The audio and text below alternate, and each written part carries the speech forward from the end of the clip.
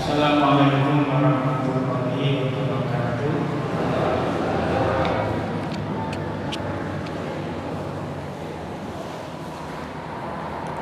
Innal hamdalillah hamdan katsiran thayyiban mubarakan fi. Asyhadu an la ilaha illallah wahdahu la syarikalah wa asyhadu anna Muhammadan abduhu wa rasuluhu alladzi la nabiyya ba'dah. Allahumma shalli wa sallim wa barik ala nabiyyina Muhammadin wa ala alihi wa ashabihi ajma'in. Amma ba'd. Amsayna wa amsal mulku lillah walhamdulillahi la syarikalah la ilaha illa huwa wa ilaihi nusyur. Ini untuk musolanya ya, sama musola. Nggih. Bayar cuma satu. Nggih. Amsayna ala fitratil Islam wa kalimatil ikhlas wa ala dini nabiyina Muhammadin sallallahu alaihi wasallam wa ala millati abina Ibrahima hanifa wa ma kana minal musyrikin.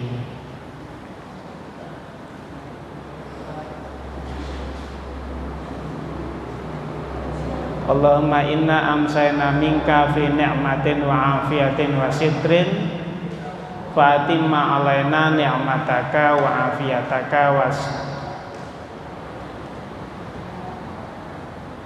wa sitraka fid dunya wal akhirah ya rabbana lakal hamdu kama yanbaghi li jalali wajhika wa adhimi sultanik radina billahi rabba wa bil islami dina wa bi Muhammadin nabiyya wa rasul.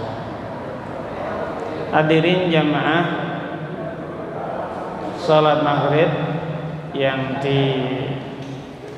dirahmati Allah, alhamdulillah kita bersyukur kepada Allah Subhanahu wa taala pada malam hari ini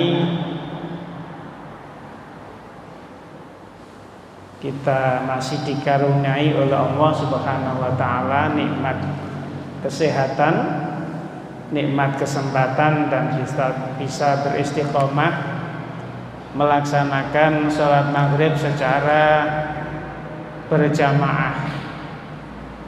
Sholawat dan salam mudah-mudahan senantiasa terlimpahkan kepada junjungan kita Nabi Muhammad sallallahu alaihi wasallam.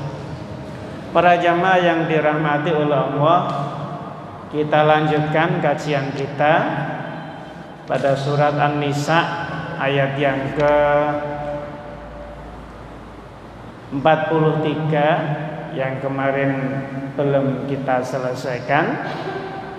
Saya bacakan ayatnya. A'udzu billahi minasyaitonir rajim. Ya ayyuhalladzina amanu la taqrabus sholata wa antum sukara hatta ta'lamu ma la taqulun. Hatta ta'lamu ma la taquluna wa la junuban illa abiri sabilin hatta taghtasilu. Wa in kuntum marda aw ala safarin aw jaa ahadum minkum minal ghaiti aw lamastumun nisaa falam tajidu ma'an fatayammamu sa'idan thayyiban wamsahu biwujuhikum wa aydikum innallaha kana 'afuwan ghafura. Wahai orang-orang yang beriman, janganlah kamu mendekati sholat ketika kamu dalam keadaan mabuk. Kemarin kita sudah bahas bahwa ayat ini adalah ayat yang kedua turun dalam tahapan pengharaman khamr ya.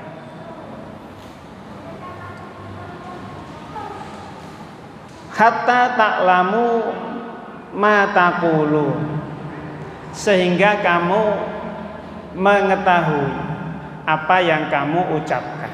Ya, ceritanya ketika Abdurrahman bin Auf memberikan hidangan makanan terhadap beberapa sahabat dan juga minuman, karena saat itu khamr itu belum diharamkan secara mutlak, maka minuman yang disajikan itu adalah diantaranya ada khamr.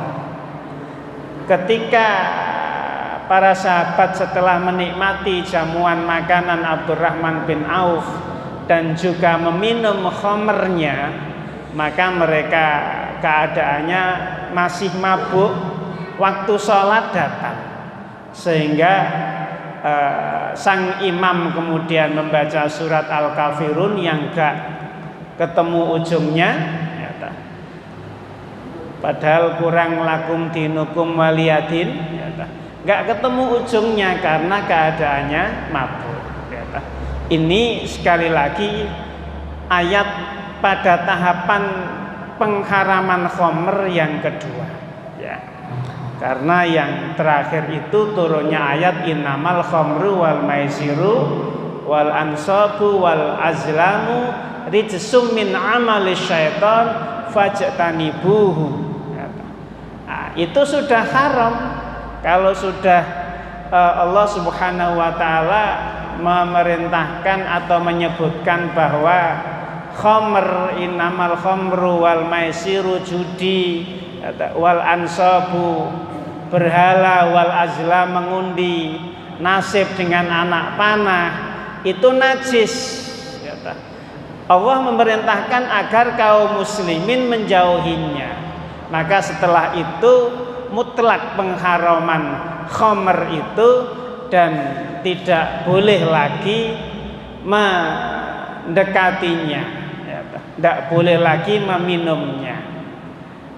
Apa itu khamr? Kullu muskirin, segala sesuatu yang memabukkan. Kullu muskirin khamrun wa kullu muskirin haramun, dan setiap yang memabukkan itu adalah khamr, haram. Yang memabukkan itu adalah haram. Wala junuban illa abiri sabilin hatta taghtasilu, dan janganlah orang yang dalam keadaan junub, orang yang dalam keadaan junub itu berdiam diri di dalam masjid. Tidak boleh, kecuali sekedar melewati saja.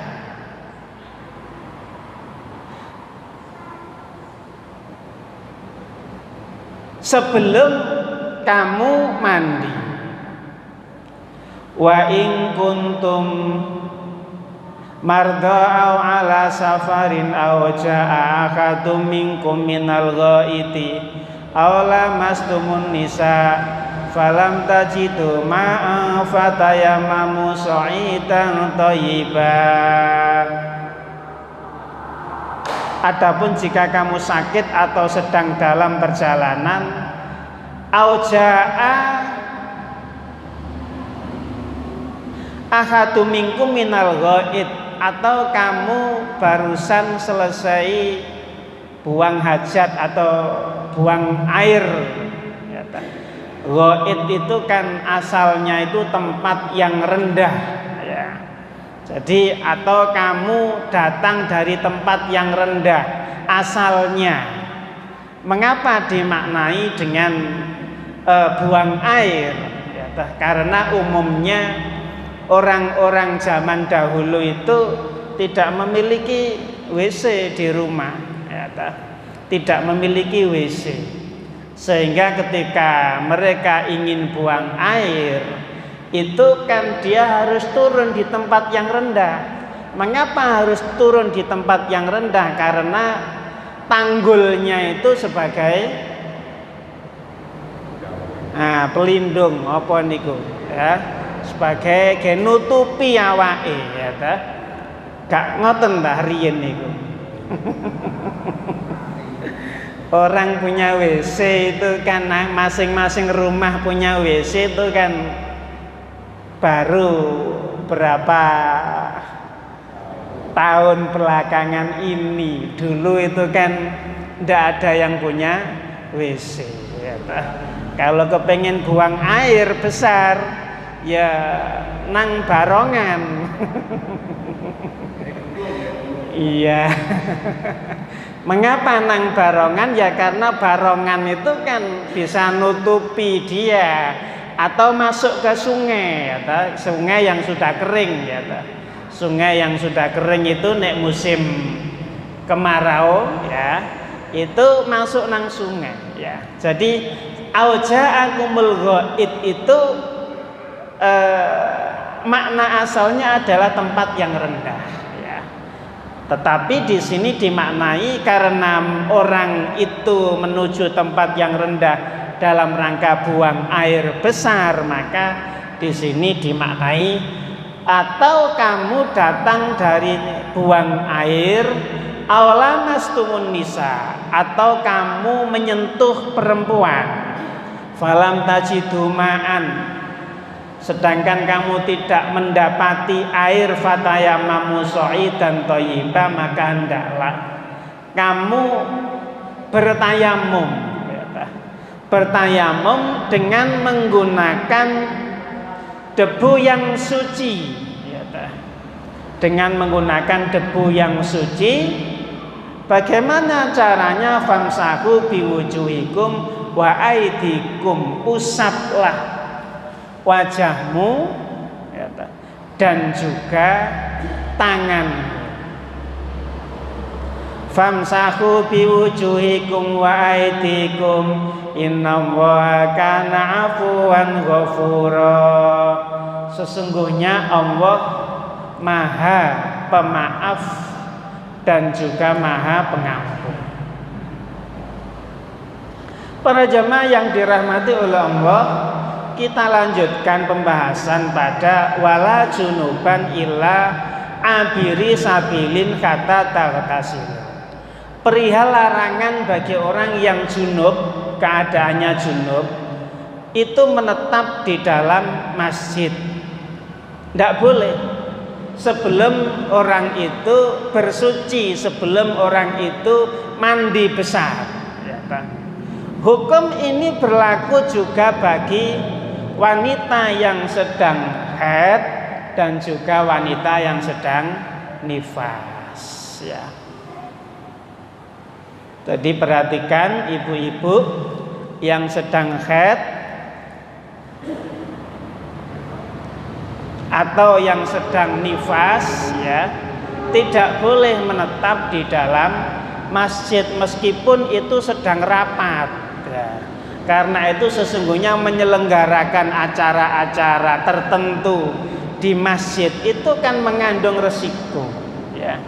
Akad nikah dilaksanakan di masjid atau di musola, harus diberi pemahaman.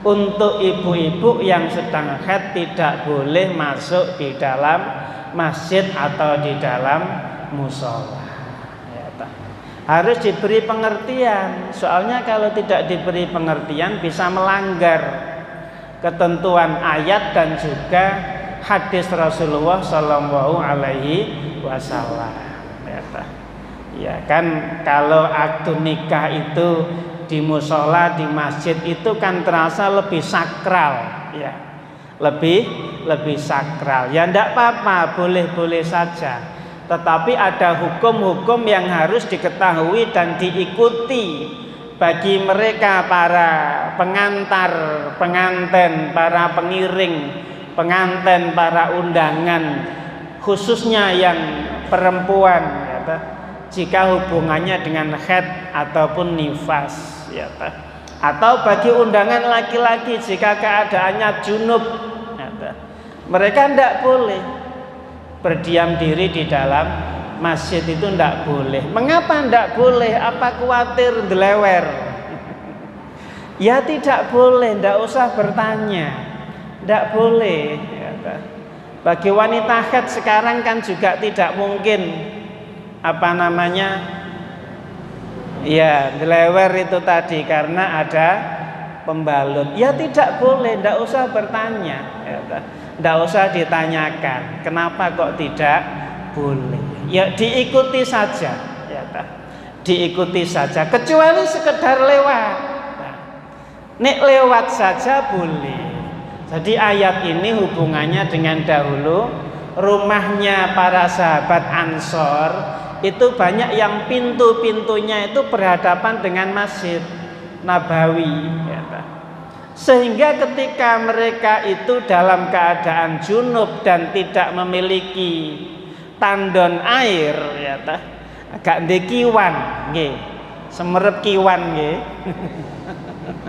tidak punya kiwan, mereka ketika keadaannya junub dan hendak mandi, sedangkan pintu-pintu rumah mereka itu berhadapan dengan masjid, mereka harus memutar, dan itu merepotkan mereka, sehingga kemudian Allah menurunkan ayat ini itu agar mereka para sahabat Ansor itu tidak menjadi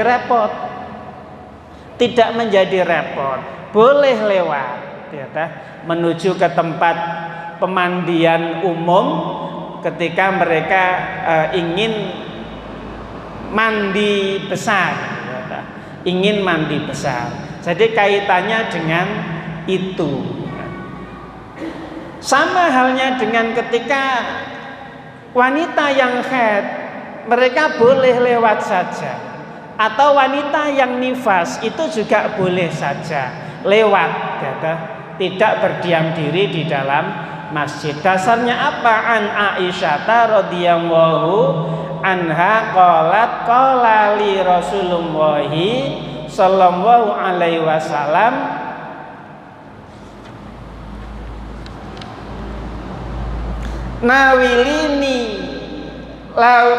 nawilinil khumrata minal masjid. Rasulullah sallallahu alaihi wasallam memerintahkan Aisyah radhiyallahu anha untuk mengambil sajadah di dalam masjid, Berarti sholat pakai sajadah niku angsal, nggih. Pokoke sajadah niku mboten gambare sing mau macam-macam. Itu yang lebih syar'i sesungguhnya sajadah yang tidak bergambar macam-macam. Soalnya nek sajadah gambare macam-macam niku salate terus bayangno nggih macam-macam sesuai dengan gambar sajadah, Rasulullah memerintahkanku untuk mengambilkan sajadah di dalam masjid. Fakultu inni haidun, maka aku Aisyah menjawab, saya dalam keadaan haid. Maka kemudian faqala Nabi sallallahu alaihi wasallam bersabda kepada Aisyah, inna haidotaki laisat fi yadiki. Sing hatiku kan duduk tanganmu. Sehingga lewat untuk mengambil sesuatu di dalam masjid itu boleh, itu boleh. Tetapi kalau berdiam diri menetap di dalam masjid dalam beberapa saat, itu hukumnya tidak boleh. Lah niki diperhatikan jenengan nek rapat-rapat, nggih, nek rapat-rapat khususnya ibu-ibu, nek kur barang atau lomba winginane. Nah piye musala digawe latihan kur niku. Nah, itu diperhatikan itu. Ada hukum yang kaitannya dengan wanita haid ataupun nifas ketika mereka harus berdiam diri di masjid ataupun musola dalam waktu yang agak lama. Wa in kuntum marda aw ala safarin aw ja'akumul au jaa ahadum minkum minal ghaiti aw lamastumun nisaa falam tajidu ma'an fatayammamu sa'idan thayyiban. Jika kamu sakit yang ketika terkena air sakitnya bertambah parah, ya. Sakit yang ketika terkena air, ya, itu sembuhnya menjadi semakin lama, ya. Maka dia boleh bertayamum, ya. Boleh bertayamum, ya. Wa in kuntum marda au ala safarin, atau orang yang sedang safar, sedang bepergian, ya. Sedang bepergian tidak mendapati air, atau ketika dia safar itu dia membawa perbekalan air, tapi perbekalan air itu hanya untuk minumnya dia saja, untuk wudhu tidak ada, yang ada hanya air minum saja. Maka terhadap orang yang demikian itu dia boleh bertayamum. Au jaa ahadum minkum minal ghaiti, atau orang yang habis buang air besar, au lamastumun nisa, atau menyentuh perempuan, falam tajidu ma'an, sedangkan kamu tidak mendapati air, fatayammamu sa'idan thayyiban, maka hendaklah kamu bertayamum dengan menggunakan debu yang suci. Para jamaah yang dirahmati oleh Allah, yang seringkali menjadi pembahasan terkait dengan menyentuh perempuan, hukum menyentuh perempuan itu memang sejak zamannya para sahabat itu sudah terjadi perbedaan, ya toh.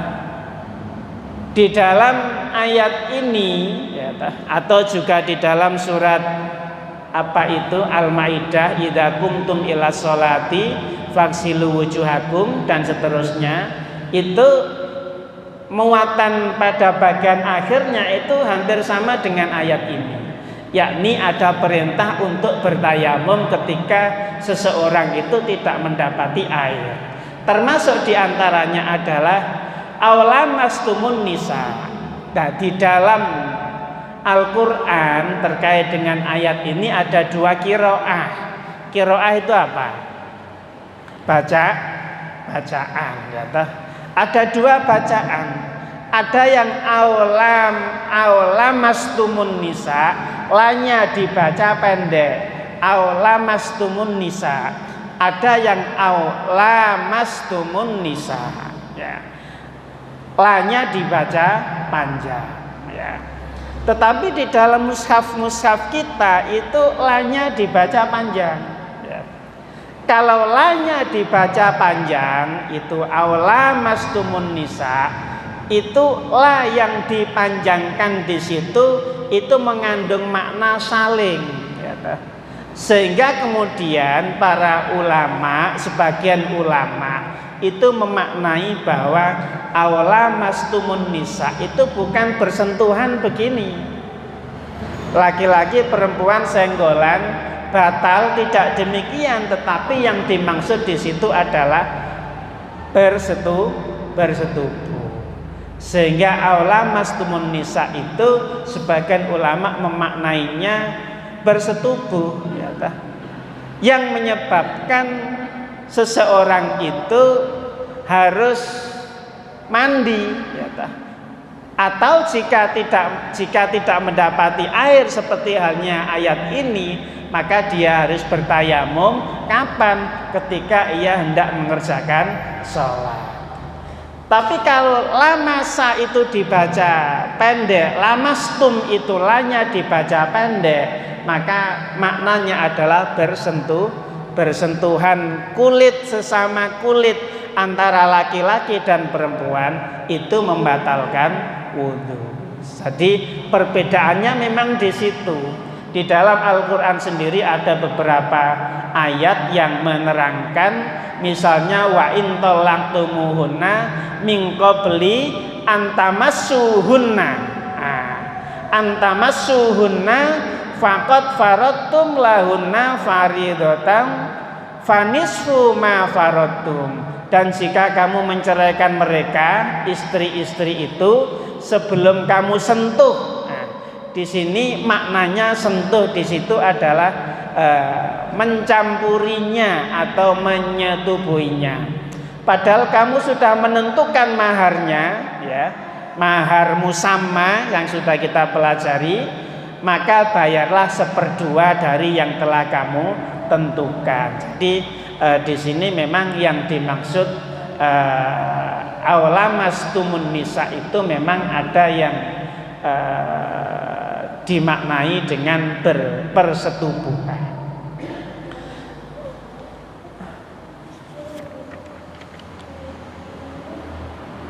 Fatayammamu sha'idan thayyiban, maka hendaklah kamu bertayamum dengan tanah atau dengan debu yang suci. Bagaimana caranya? Famsahu biwujuhikum wa aidikum, usaplah wajahmu dan tanganmu. Jadi perintah bertayamum dengan berwudu itu di dalam Al-Quran berbeda. Kalau di dalam perintah berwudu itu kan idza kumtum ila sholati faghsilu wujuhakum wa aydikum ilal marafiq. Tadi basuhlah wajahmu dan tanganmu itu ilal marafiqi, ada ketentuannya. Apa itu ilal marafiq? Sampai siku. Jadi kalau berwudu ya sampai siku, karena dijelaskan batasnya, ya toh. Faghsilu wujuhakum wa aydikum ilal marafiqi, ya toh. Beda dengan ketika Allah memerintahkan bertayamum, famsahu biwujuhikum wa aydikum, usaplah wajahmu dan kedua tanganmu. Ya, namanya kedua tangan, tidak ada perintah sampai siku, sehingga kemudian yang kita pahami bertayamum itu mengusap wajah ini, kemudian tangan sampai pergelangan. Lah di dalam hadis juga begitu. Hadis-hadis yang bagaimana tata cara tayamum sesuai sunnah Rasulullah Sallallahu Alaihi Wasallam itu hanya sebatas tangan. Sampun saged prakteki. Sampun nggih. Ya. Jadi tidak perlu sampai siku dan cukup sekali, karena tidak ada perintah tiga kali. Cukup sekali mengusapnya. Jadi kalau dipraktekkan ya begini, nggih. Ya, kalau ini adalah padang pasir ya ditiup, kalau bukan padang pasir ya tidak perlu ditiup, cukup diusapkan ke wajah, lalu begini. Sudah cukup. Yang sini ya sudah. Nah, sini ya. Yang telapak tangannya nggih sampun ngeten mawon. Ya. Tapi kalau jenengan melihat tutorial tayamum di YouTube, ada yang mempraktekkan tayamum itu mengusap tangannya sampai siku, seperti berwudu. Ada yang begitu, tetapi kita mengikuti sebagaimana teks ayat Al-Quran ini, bahwa cukup wamsaku biwujuhikum wa aidikum, tidak ada perintah ilal marafiqi sampai siku. Innallaha kana afuwan ghafura, sesungguhnya Allah Maha Pemaaf lagi Maha Pengampun. Yang begitu itu sudah cukup maksudnya. Tadi dengan tayamum iku mau wis cukup, wis aja dek was-was. Enggak boleh was-was. Engko nangis sak rumangsa. Piye kok wis suci apa durung, ndak boleh. Ya wis itu cara bersucinya ya begitu. Ketika tidak seseorang dalam keadaan junub atau berhadas ya kecil ya, sedangkan sudah masuk waktu sholat tidak ada air, betul-betul memang tidak ada air atau keadaannya sakit itu tadi, maka dia boleh bertayamum dengan cara itu. Kan sama dengan orang yang habis buang air beristinja, tidak ada air dia beristinja. Ya sudah, memang begitu caranya. Ndak usah rumangsa was-was engko nang belum suci, ya sudah suci. Dengan beristinja itu sudah suci, ndak boleh merasa was-was. Kalau misalnya ternyata belum bersih sejatinya, maka ayat ini ditutup dengan innallaha kana afuwan ghafura. Sesungguhnya Allah itu Maha Pemaaf lagi Maha Pengampun. Alhamdulillahirabbil alamin. Assalamualaikum warahmatullahi wabarakatuh.